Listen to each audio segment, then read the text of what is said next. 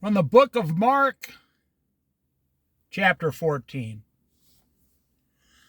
That's one of my favorite picnic tables on the Oregon coast right here. See it?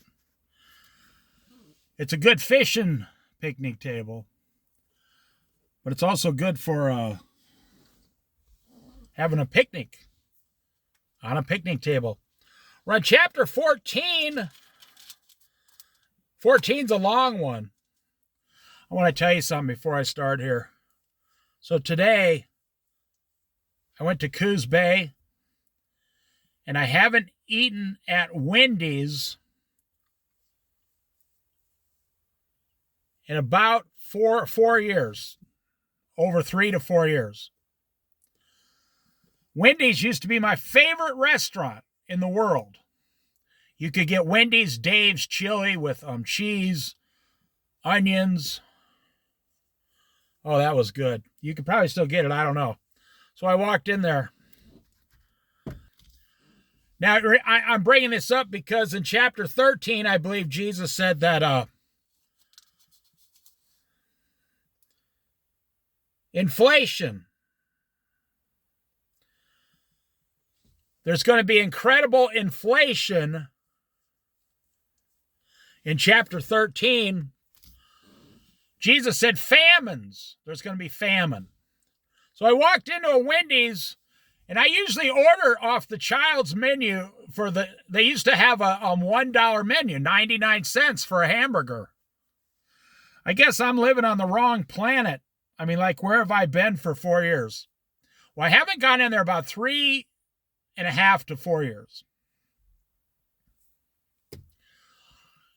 They've reduced their menu by 50% because of the pandemic.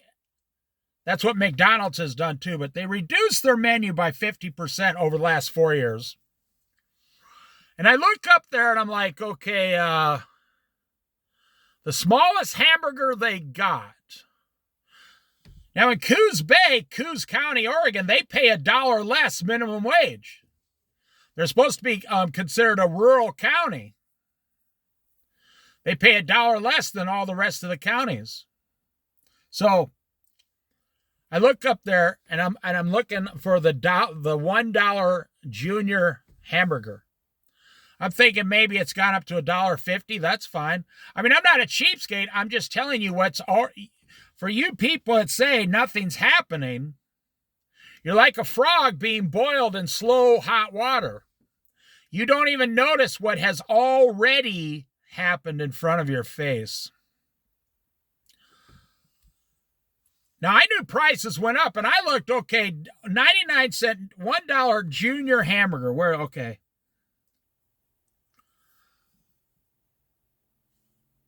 $4.50. I went, what? No, where's the junior menu? The manager walks by, real nice guy. Hey, how you doing, sir? We'll be right with you. That's fine. The customer service was great because I'm telling you, this was 12 o'clock noon, and there were only 3 people in this restaurant, and I was one of them. And then I figured out why. Across the street, McDonald's had a line. Taco Bell had a line. Wendy's had 3 customers, and I'm looking like I would not invest in a Wendy's stock right now, I'll tell you that. So I thought, well, let me get a combo meal here. You know, you can go to McDonald's and get a real nice combo for like $8 or $9. Okay. I look up there at Wendy's, cheeseburger, a Dave Thomas burger. And I thought this was the combo price, $8.50. Now I'm looking, that's the price of just the hamburger. It said with the combo, $12.50, with a small fry and a drink. $12.50. My wife was with me. So I have everything's times 2, right? I'm like, that's $25 for 2 medium. Now listen to me. I say this out of love. We are all destroying America. 2 medium hamburgers, 2 small fries, and 2 medium drinks, $26. And that's at a Wendy's. And you know those hamburgers, they don't look anything. It doesn't matter what restaurant you go to. They have a class action lawsuit against Burger King now because the product doesn't look anything like, absolutely nothing like the picture they show you. And they say now it's so bad that it's not even close. It's the picture shows one thing and you don't even get 50% of that in the bag of food. And so $12.50. So I will never eat at Wendy's the rest of my life. It used to be my favorite restaurant. Now it's more expensive than every other restaurant except Arby's. You go in and get an Arby's cheddar roast beef, oh my gosh. Things are like $11 for the sandwich.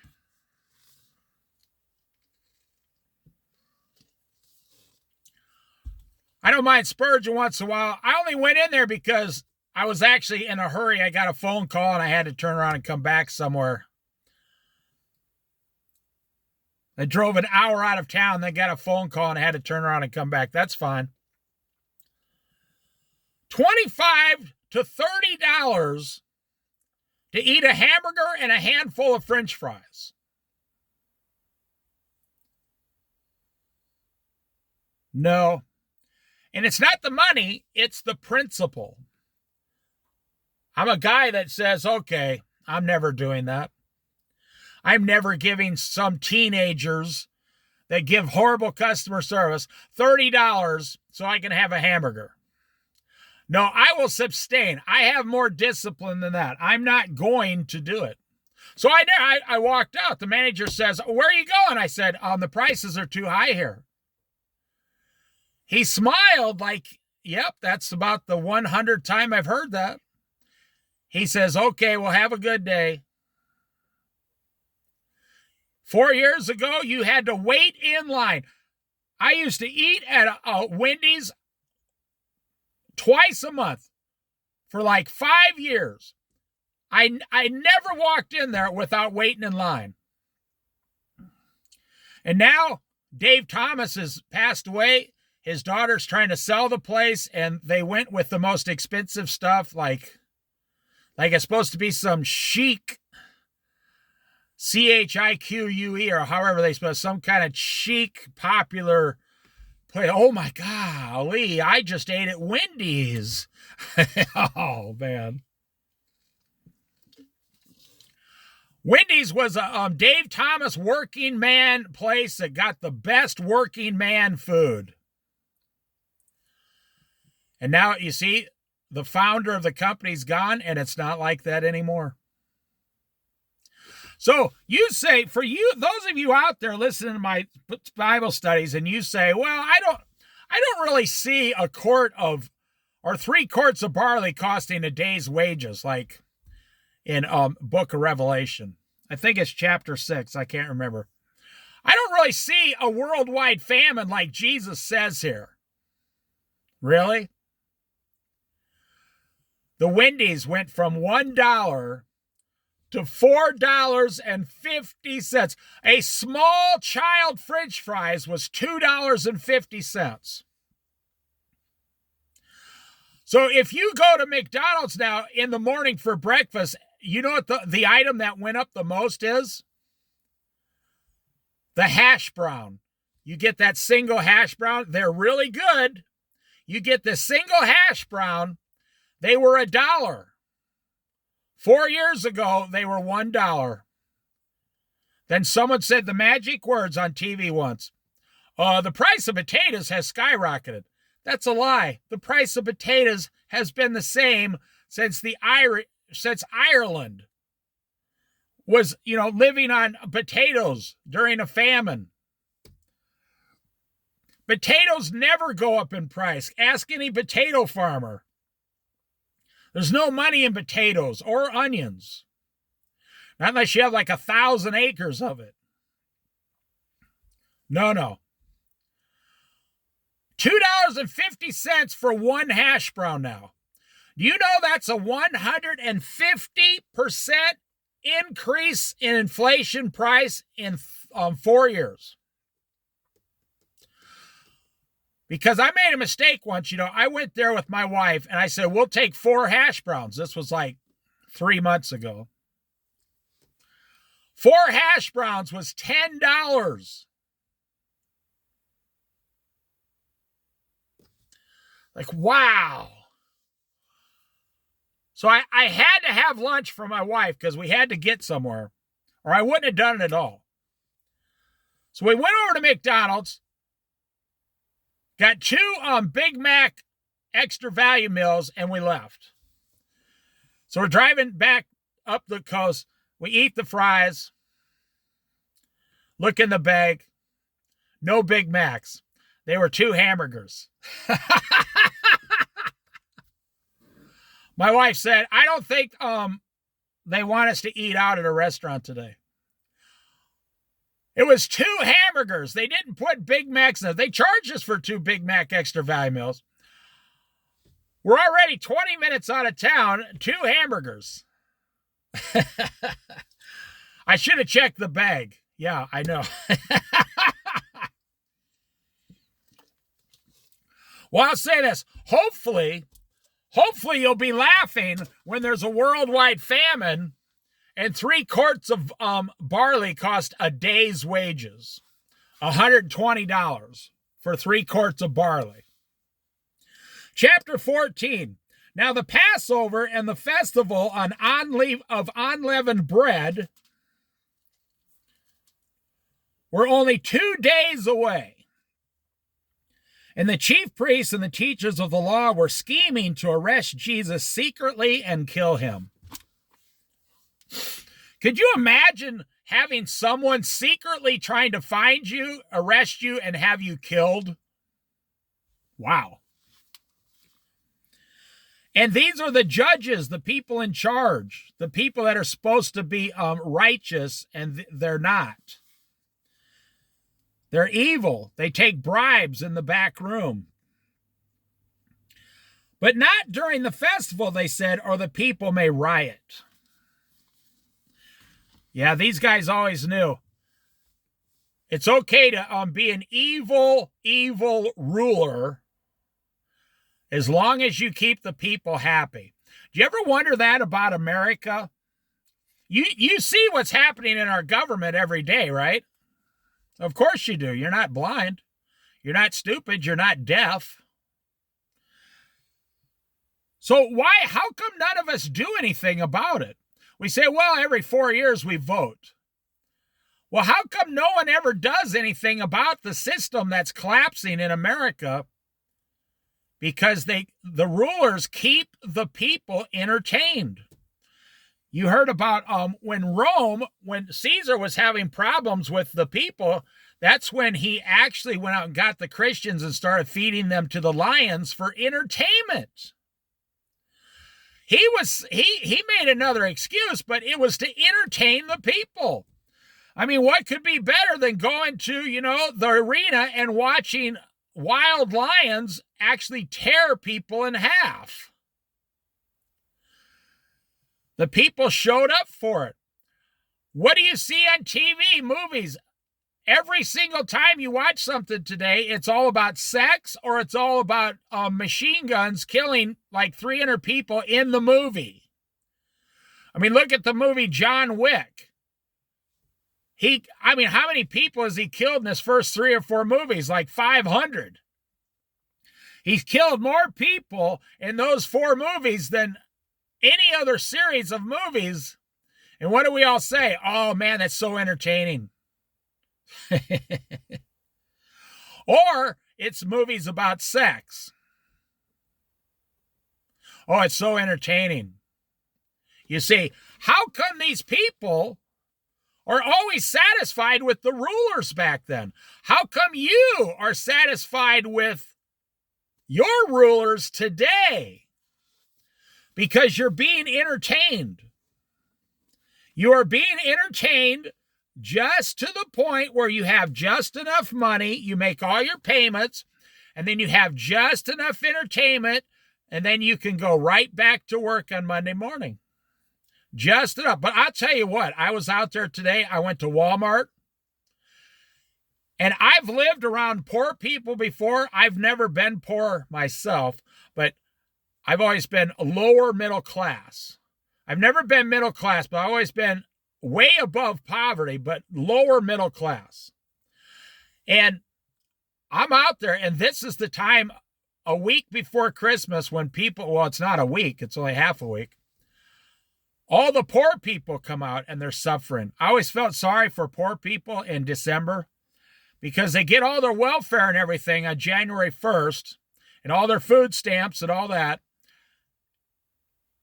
And they don't save any for Christmas. So these parents were out there. I even heard people arguing over $2 or $3 or $4.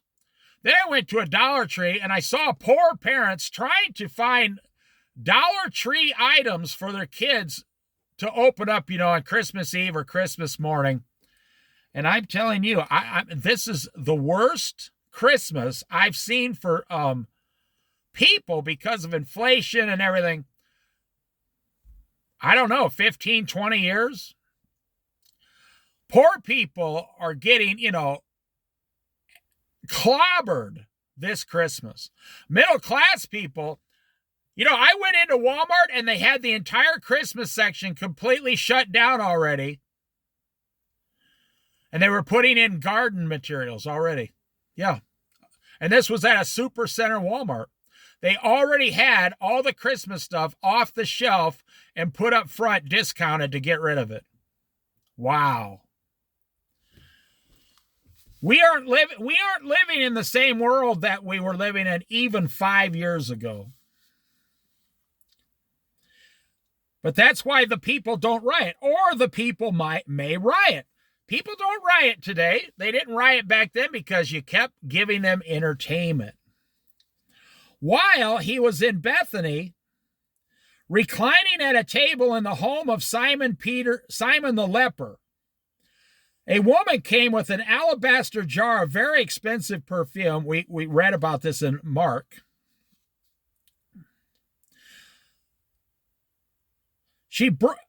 Perfume made of pure nard, N-A-R-D. It was a very expensive perfume, very, very expensive. But not during the fest. She broke the jar and poured the perfume on his head, Jesus' head.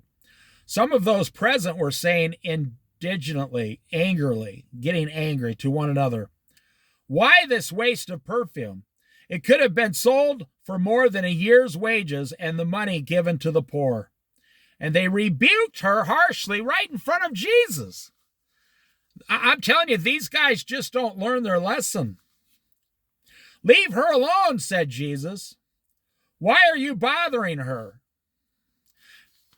See, they all believe that they're in charge of Jesus. The disciples believed that he was the master, but they were like in charge of him.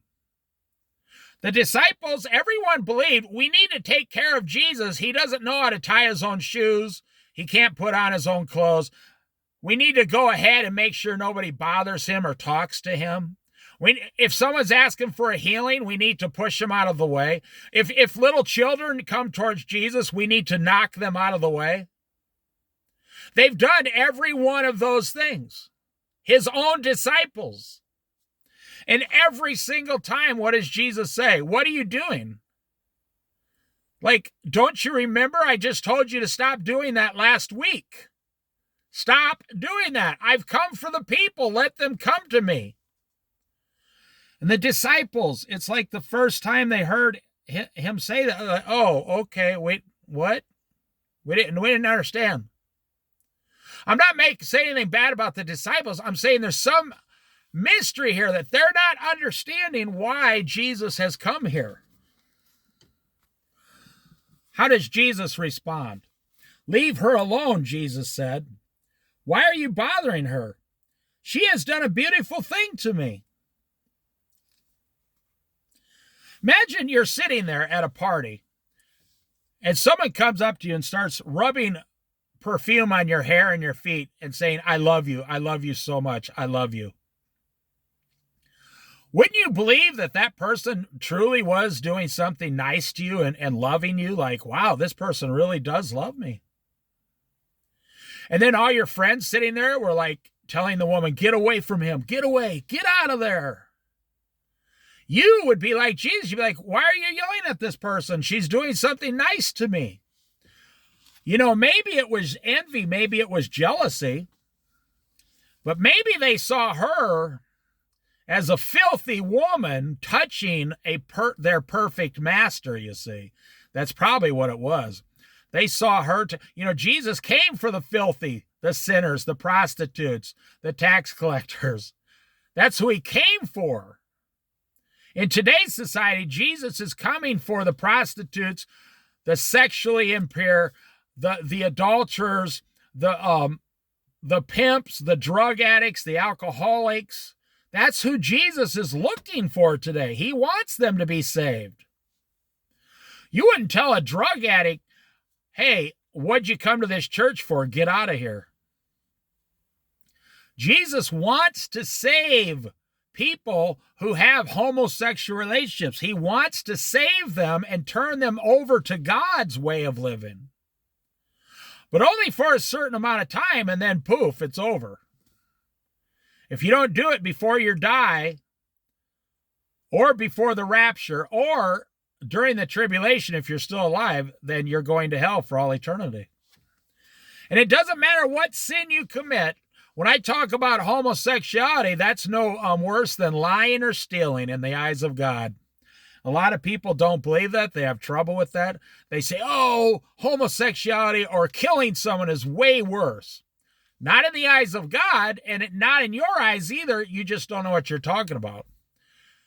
Because sin is what prevents you from spending eternity with God. It doesn't matter which sin you had. And even if you never committed one sin your whole life, your blood is full of natural sin because you were born into sin. The minute you were conceived by a sinful man, you became sinful in your mother's womb because the blood in you was sinful. So when I talk about one sin versus the other sin, they all have the same impact, keeping people out of heaven and pushing people into hell. What did Jesus say? You need to get your sins washed as white as snow, and then you will be saved. He doesn't say which sin you need to get washed. He says all your sins, all sin.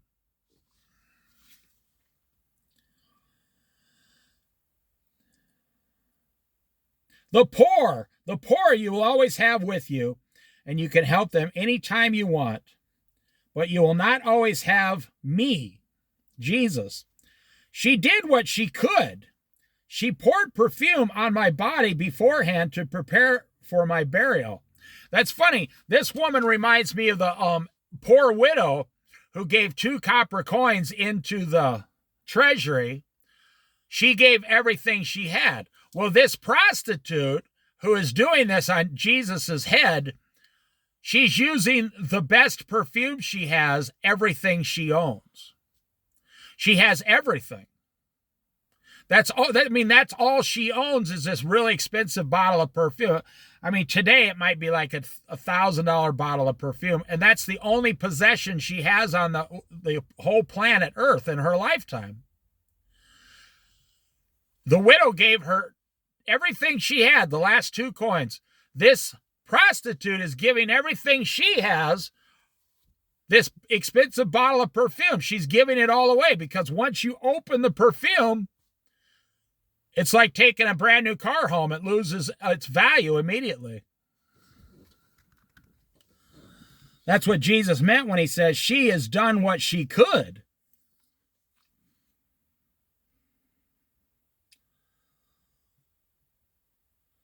Today, you're only considered a good Christian or a good human on earth if you're helping the poor people, because they want to have a universal income.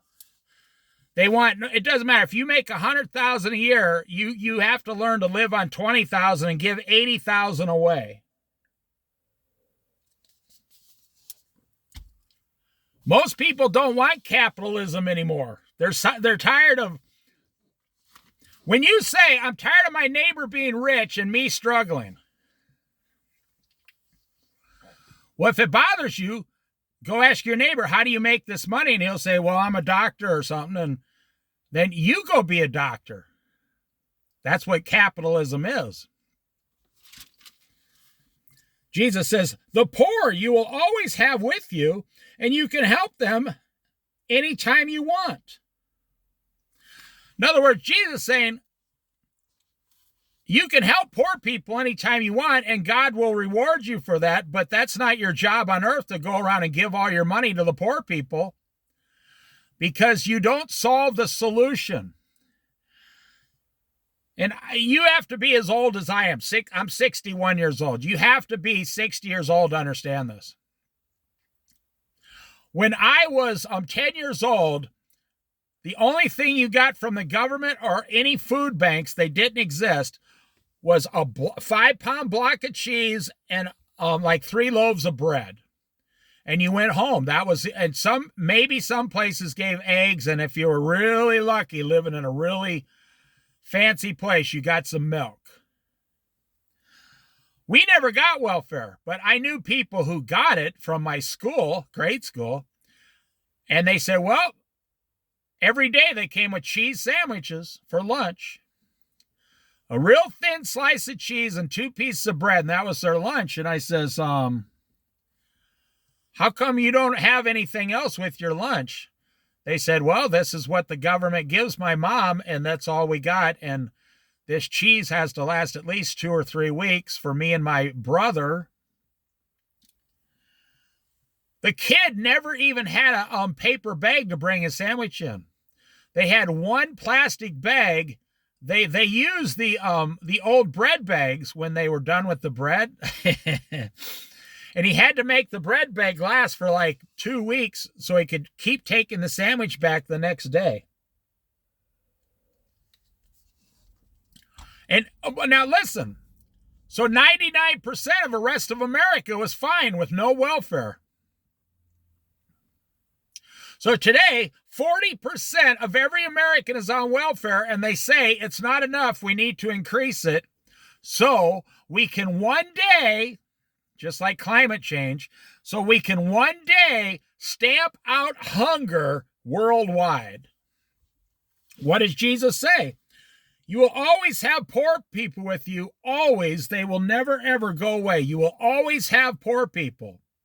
He's saying no matter how much free stuff you give away, you're never, ever going to completely stamp out hunger in the world. There's always going to be poor people. So today they say if we just start taxing the rich people more, then we can help all the poor people.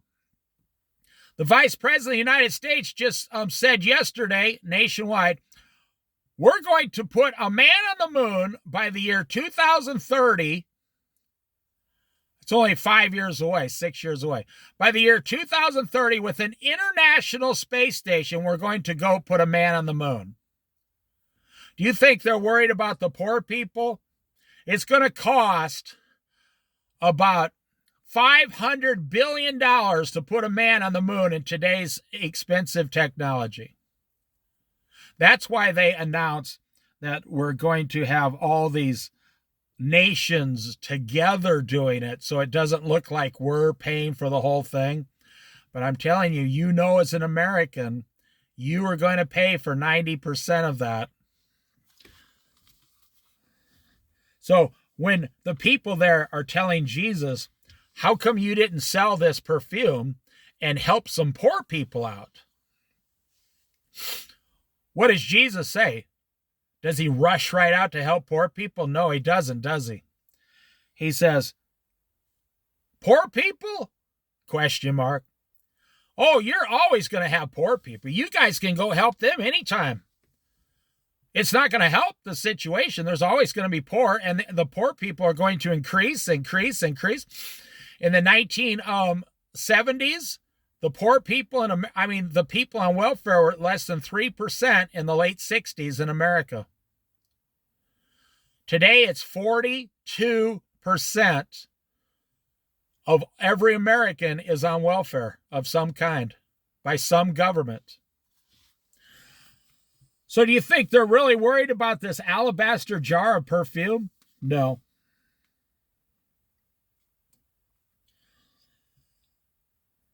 She has done a beautiful thing to me.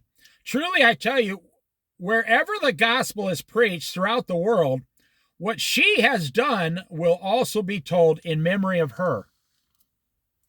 In memory of her.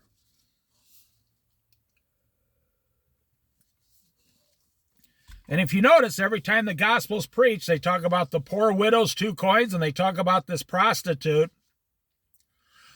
who is no longer a prostitute because she got saved by Christ. They talk about this prostitute who poured the perfume on Jesus' head. Now, have you ever done anything so amazing that every single time they preach the gospel, your name comes up and the glorious thing that you did for God comes up? No, none of us have. Then Judas Iscariot, one of the 12, went to the chief priests to betray Jesus to them. So Judas Iscariot, this is no coincidence. This is not a coincidence that he went to the chief priest right after he saw this money being wasted with the perfume. Because Judas Iscariot, he was the one in charge of the money bag for all the disciples. And he was the one they sent into town to buy the food and the bread. And it says in one of the Gospels, he used to help himself to some of the money. Like if you sent my brother, this is a true story. If you sent my 10-year-old brother down to the store, and my mom back then, my older brother, and you gave him $10 to go into the store. Now you got to understand, $10 back then in 1969 was like, that's how much money you had to make it on the rest of the week with gas and stuff. That was a lot of money back then. $10 back then was like $150 today. So my mom would say, I only have a 10 now. This is what I have the rest of the week.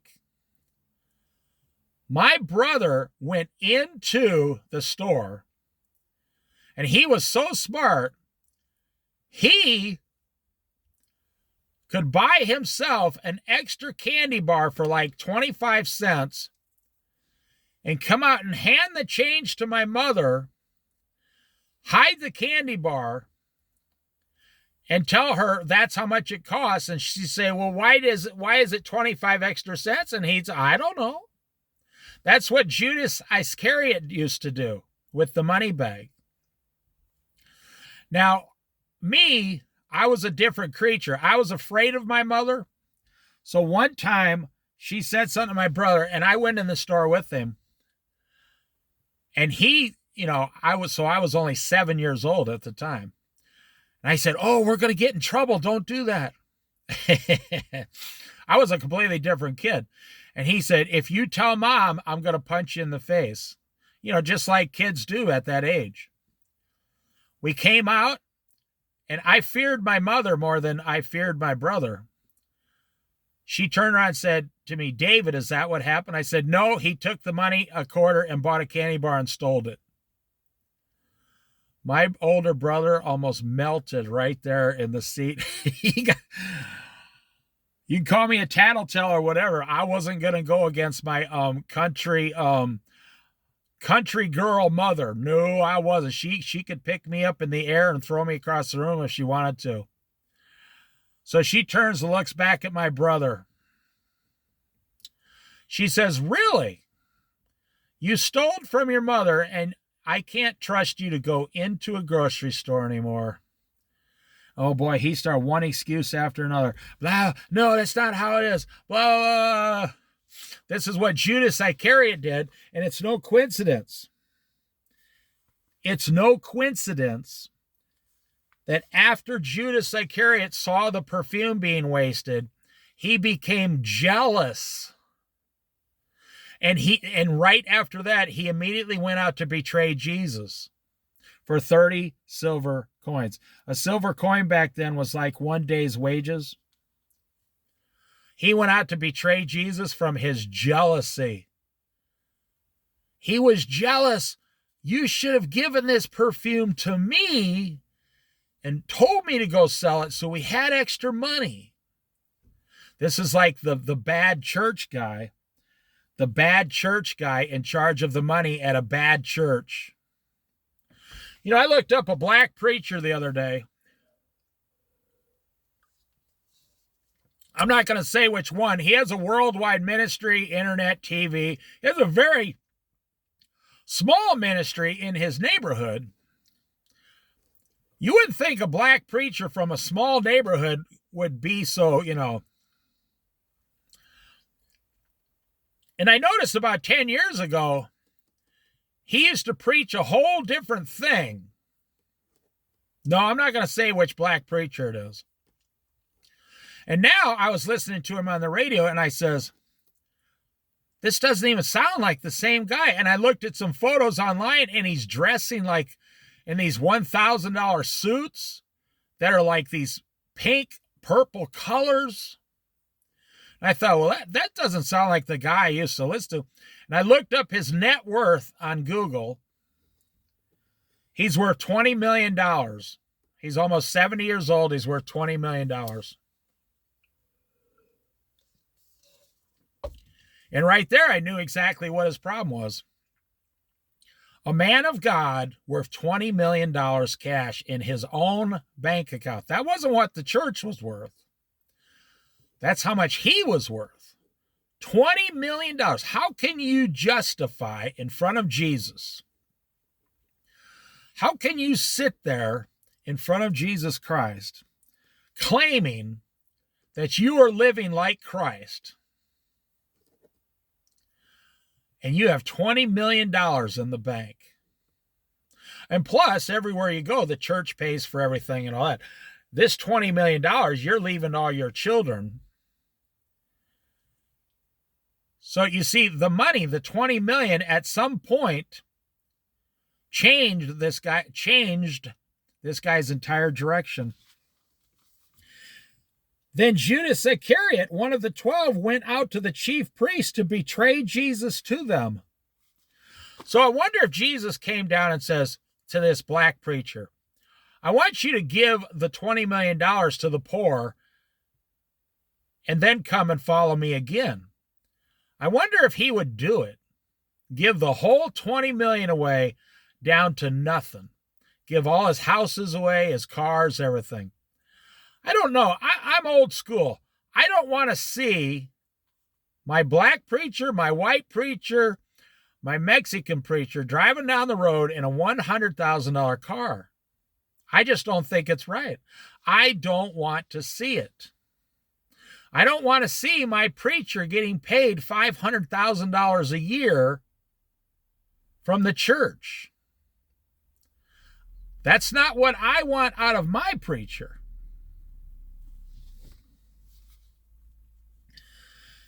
Then Judas Iscariot, who was in charge of the money bag, keep that in mind, one of the 12 went to the chief priests to betray Jesus to them. They were delighted to hear this and promised to give him money.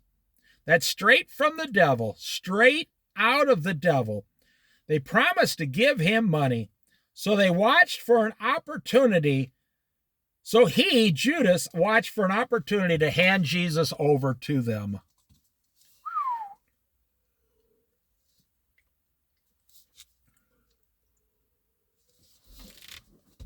Do you hear all that?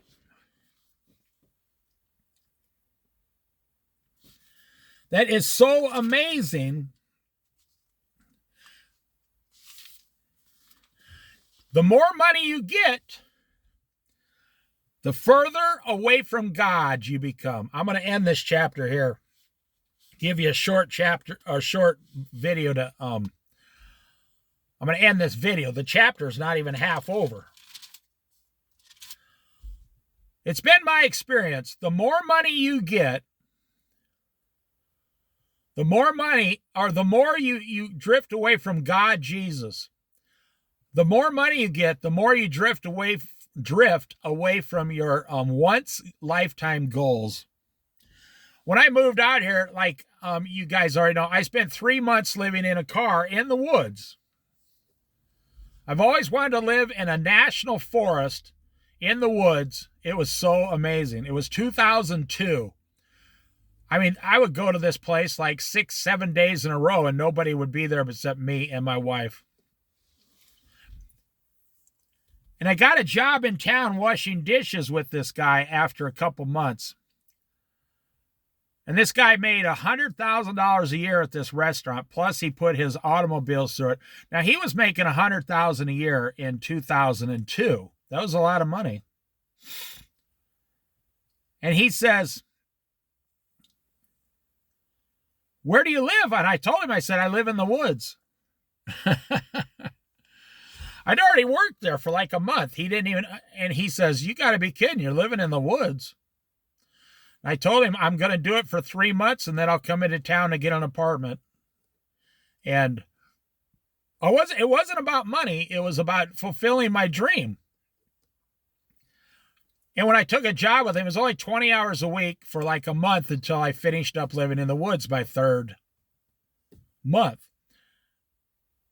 And this guy, who was 65 years old, and I was 40 years old at the time, he says to me, he said, "I'm jealous of you, David." I said, "Why?" Now I was 40 years old. I didn't know as much as I know today. He said, "Oh, I'm highly jealous of you." He said, "It's always been a dream of mine to go spend 3 months in the wilderness, just relaxing and enjoying life, fishing, camping, hiking." I said, "Well, that's what I'm doing. Right outside of town, like 15 miles out." I said, "How long have you lived here?" He says, 30 years. I said, "You make a lot of money. Why don't you do it?" He looked at me and said, "Because I make a lot of money, I have to work here 7 days a week. I can't go anywhere. I can't even leave for 2 weeks." I said, "Oh, yeah. So, the more money you get, the less you accomplish your dreams." He never did. That guy in his lifetime never did accomplish his dream since a child to live in the woods for 3 months. And me, with Jesus and my wife, compared to this guy, I was a poor person. I was able to fulfill my dream with Jesus, and this guy, with $100,000 a year, could not fulfill the same exact dream that he had also. And that's been my experience in life. Poor people don't understand. They say, "Oh, if I just had a lot of money, I could do anything I wanted." But that's not true. The more money you get, the more demanding that money is. Do you know what it's like to be Elon Musk or Jeff Bezos or Bill Gates? Do you know how many hours a week they have to talk to financial people? Not even work. Don't even look at the work part. Elon Musk, Elon Musk lived in a trailer behind his rocket ship factory. He lived in a trailer.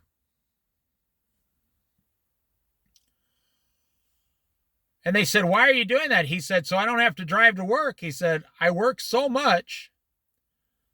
I'm just trying to save time. I get up in the morning and I just walk over to the next building to my job." It's been my experience. The more money you get, the more money you get, the more money you get, the less of God you get, and the less you achieve your goals.